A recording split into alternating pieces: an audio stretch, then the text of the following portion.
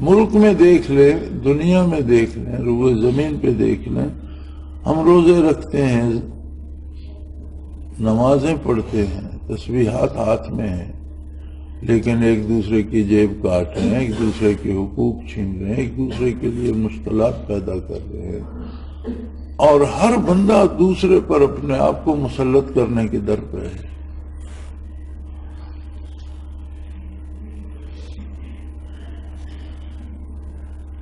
ہم سے چھوٹا تو کچھ نہیں، ہمارے پاس قرآن کریم بھی موجود ہے، اس کی تفاسیر بھی ہیں، ارشادات نبوی اللہ صاحب صلاۃ والسلام کا ایک ایک لفظ ذخیرہ حدیث پاک میں موجود ہے، احکام فقہ کی بڑی بڑی کتابیں اور بڑے بڑے علماء موجود ہیں، 5 نمازیں ہمارے پاس ہیں، رمضان کے روزے ہمیں نصیب ہیں، عید قربان پہ ہم قربانی بھی کرتے ہیں، عید کی نماز ادا کرتے ہیں، اعتکاف ہم کرتے ہیں، حج کرتے ہیں، زکوٰۃ دیتے ہیں، تو یہ سب کچھ کرنے کے بعد پھر ہم درندے کیوں بن گئے؟ یہ ساری باتیں جب ہم کرتے ہیں تو وہ بات کیوں نہیں آتی جو اللہ نے فرمائی الف بین قلوبکم، وہ الفت کہاں گئی؟ اس کا مطلب ہے کہ کوئی بات ہے جو ہم سے چھوٹ رہی ہے، جو ہمیں یاد نہیں آ رہی، جس کی ہمیں خبر نہیں ہے، اور آپ پورے اپنے معمولات کا اور انسانی معمولات کا، مسلمانوں کے معمولات کا جائزہ لیں تو ہم سے چھوٹا کیا ہے؟ ذکر الہی۔ پوری ہماری زندگی میں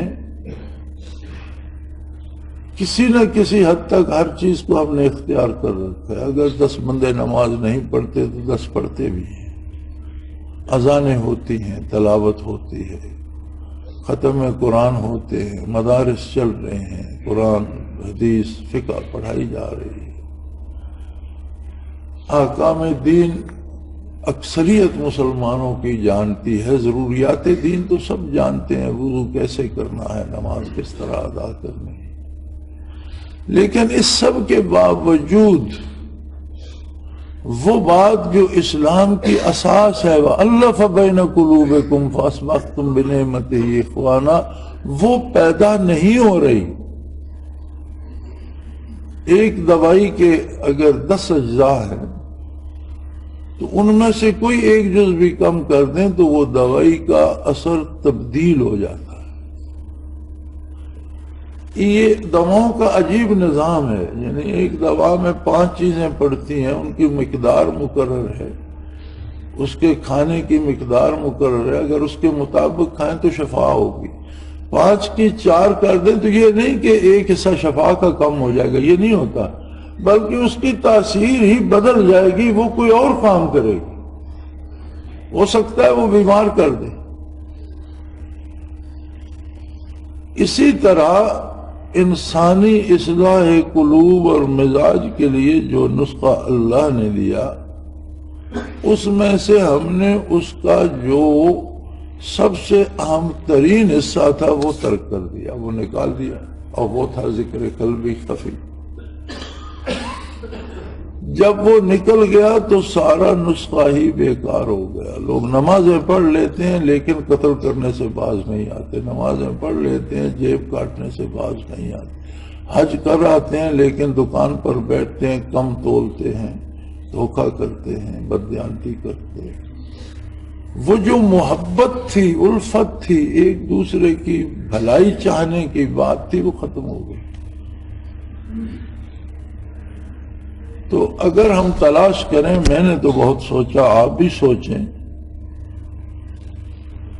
میں نے تو بہت سوچا، میں سمجھتا ہوں کہ مسلمان ایسے بھی ہیں کہ سنت تو بہت بڑی بات ہے، مستحبات کا بھی خیال رکھتے ہیں،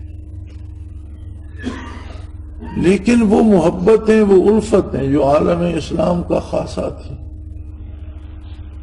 وہ نہیں رہی۔ یقیناً نسخے میں کوئی کمی ہو گئی ہے۔ ماضی قریب میں ہم نصف صدی بھی پیچھے چلے جائیں، 1 صدی پیچھے چلے جائیں، تو ایک طریقہ کار تھا کہ علماء جب مدارس سے فارغ ہوتے تو کسی نہ کسی ولی اللہ کی خدمت میں حاضر ہوتے۔ آپ علماء کی سوانح دیکھیں، ہر عالم کی سوانح میں ہوگا کہ فلاں مدرسے سے فارغ ہوئے، فلاں بزرگ کے پاس گئے، وہاں 6 ماہ قیام کیا، 2 سال قیام کیا، اور وہاں سے خرقہ خلافت لے کر یا وہاں سے یاد الہی لے کر میدان عمل میں آئے۔ پھر ایک زمانہ آیا کہ مدارس تک تو بات رہی، اہل اللہ کے پاس جانا چھوٹ گیا۔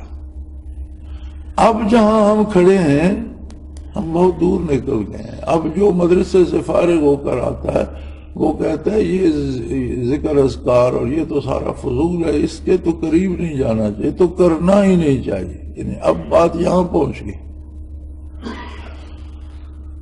اس کا نتیجہ ہم دیکھ رہے ہیں کہ کہیں محبت سے اگر مل بیٹھتے ہیں تو صرف وہ لوگ کتنے بھی بیکار ہوں، کتنے ناکارہ ہوں، لیکن اگر وہ ذکر کرتے ہیں تو پھر انہیں ایک دوسرے سے محبت بھی ہوتی ہے۔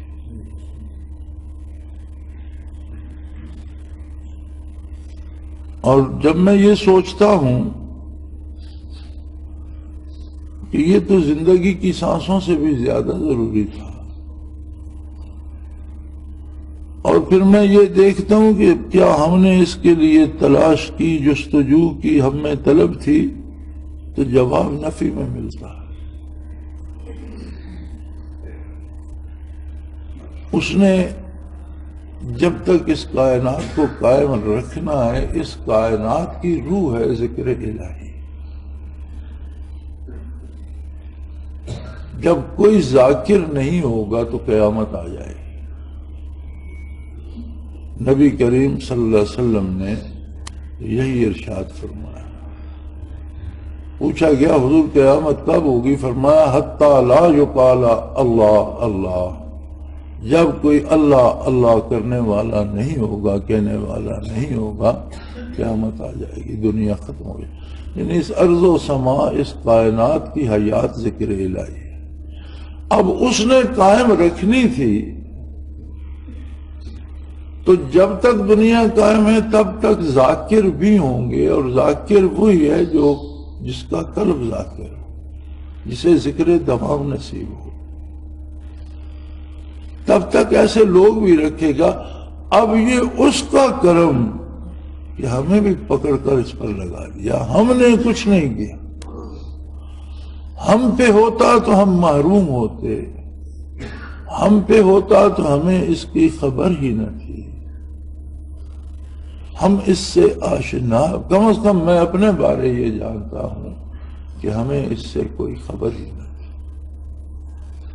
وہ ہمیں پکڑ کر اپنے ایک بندے کی خدمت میں لے گیا جس نے ہمیں بھی اس نعمت سے آشنا کر دیا۔ ہم فرشتے نہیں ہو گئے، خطائیں ہم سے بھی ہوتی ہیں، لیکن ہر خطا دکھ دیتی ہے، افسوس ہوتا ہے۔ ہماری عبادتیں بھی اس پائے کی تو نہیں، لیکن الحمدللہ ان میں اللہ کی طلب ہے، دنیا کی نہیں۔ اور یہ محض اللہ کا یہ کرم تھا کہ اس عہد میں ایک ہستی کو یہ نعمت عطا فرمائی، اور ہمیں گھیر گھار کر پکڑ کر وہاں لے گیا، اور آج بھی ہم سے اپنے حکم سے خدمت لے رہا ہے۔ ہم پر ہوتا تو شاید ہم چھوڑ چکے ہوتے۔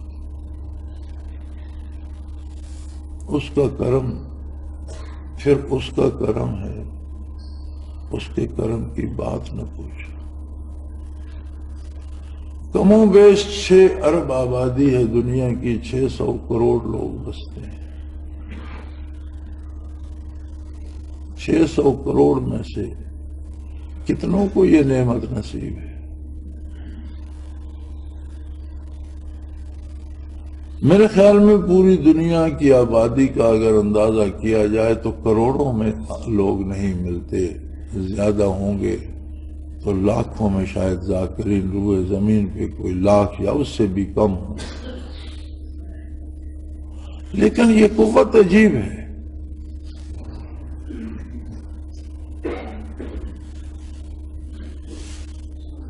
روس میں سرخ انقلاب آیا، مساجد استبل بن گئیں، کلب بن گئے، مساجد میں بدکاری کے اڈے بن گئے، نماز پڑھنا، اذان کہنا، سلام السلام علیکم تک کہنا ممنوع قرار پایا، قرآن رکھنا جرم قرار پایا، قرآن پڑھنا جرم قرار پایا، اللہ کا نام لینا قانوناً جرم قرار پایا۔ 5 صدی بیت گئی، 72 سال بعد جب یہ طلسم ٹوٹا تو پھر درمیان سے نمازی بھی نکل آئے، ذاکر بھی نکل آئے، قرآن کے قاری بھی نکل آئے، اذانیں بھی زندہ ہو گئی۔ تو اس پر سوشلسٹوں نے بھی یہ لکھا ہے کہ ہم نے پوری کوشش کی اسے مٹا دیا جائے، لیکن ان میں کچھ ایسے لوگ تھے جو اندر ہی اندر اللہ اللہ کرتے رہتے تھے، جو ذاکرین تھے، ان کی وجہ سے ہم اس ملک سے اللہ کا نام مٹا نہیں سکے۔ ورنہ ایک وقت پہ روس کے ایک حکمران نے کہا تھا، نقل کفر کفر نہ باشد، وہ ہیو ککڈ دا گاڈ، لیکن جب یہ کفر کا طلسم ٹوٹا تو لاکھوں لوگ اللہ اللہ کرنے والے موجود تھے، وہ سلاسل تصوف تھے، ذکر قلبی تھا، ذکر خفی تھا، جس نے دین کی گرمی وہاں قائم رکھی۔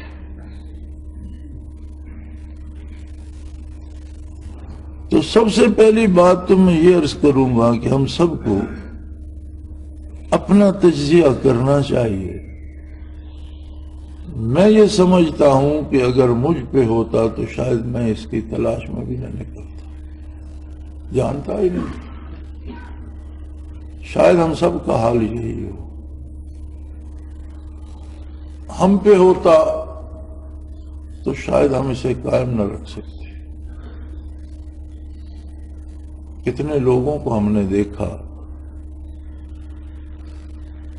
کہ سلسلے میں آ کر جب ان میں طلب جہاں اور سلسلے سے بھی دنیا کمانے کی آرزو پیدا ہوئی تو اس نعمت سے محروم ہو گئے۔ یہاں تو صرف خلوص اور للہیت چلتی ہے۔ تو پھر ہمیں چاہیے کہ ہم یہ سوچ کر، یہ سمجھ کر، ہم تو قاصر ہیں کہ ایسی ہزاروں زندگیاں ملیں تو اس بات کا شکر ادا نہیں کر سکتے کہ اتنی مخلوق میں سے ہمیں اس نے اس خدمت کے لیے چن لیا ہے۔ کہ کبھی تنہائی میں بیٹھ کر سوچئے گا، اور اگر اس نے یہ نعمت بخشی ہے تو اس پہ اپنی بھرپور محنت کیجئے۔ اور یہ امانت ہے عامت الناس کی، لوگوں تک پہنچانا، انہیں بتانا ہماری ذمہ داری ہے، منوانا ہماری ذمہ داری نہیں ہے۔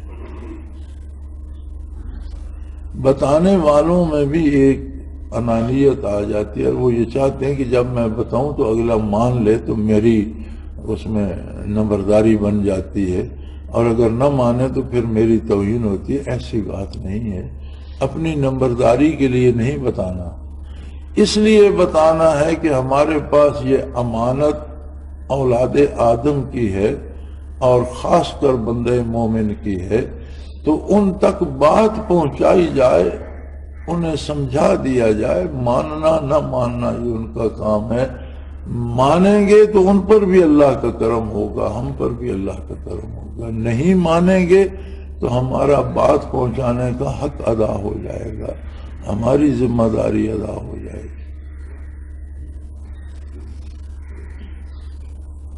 سو میرے بھائی، ان ساری باتوں کو سوچ کر اندازہ کیجئے کہ اللہ کا کتنا کرم ہے ہم پر، اس اعتبار سے اس میں محنت کیجیے، اسے قائم رکھیں، اس پہ جان لگا دیں اور ایک ایسی قوت پیدا کریں جو اس معاشرے سے ظلم کو ختم کرے،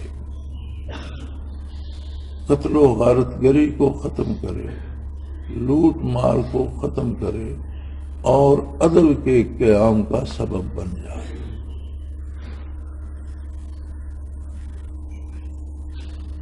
جن بھائیوں کو یہ ہوتا ہے کہ پتہ نہیں مجھ سے ہو سکے گا یا نہیں، ان کے لیے بھی بہترین نسخہ ہے کہ جب اسے آپ عام کرتے ہیں تو دوسرا قبول کرے نہ کرے آپ کو خود استقامت ضرور نصیب ہو جائے۔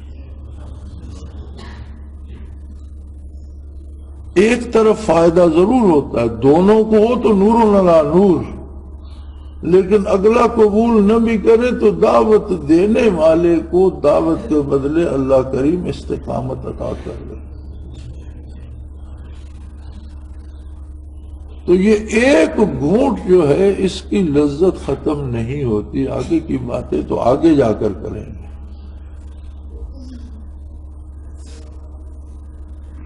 اللہ کسی کے عمل کو ضائع نہیں فرماتے۔ ہاں دیکھیں گے کون غوث بنا تھا، کون قطب بنا تھا، کون کیا ہوا تھا، کس کو مراقبات عالم امر میں نصیب ہوئے تھے اور کون عرشوں میں رہ گیا اور کون سالک المجذوب تھا۔ یہ حقیقت میں پتہ چلے گا جب قبر میں داخل ہوں گے۔ ہم نے قبر میں بھی حالات کو بدلتے دیکھا، ایسے لوگوں کو بھی دیکھا ہے کہ وقت دفن وہ مراقبات ان کے نہیں تھے جو بعد دفن انہیں نصیب ہو گئے، اور ایسوں کو بھی دیکھا ہے جن کے مراقبات بڑے تھے دفن ہونے سے پہلے، جب دفن ہوئے تو تھوڑے رہ گئے۔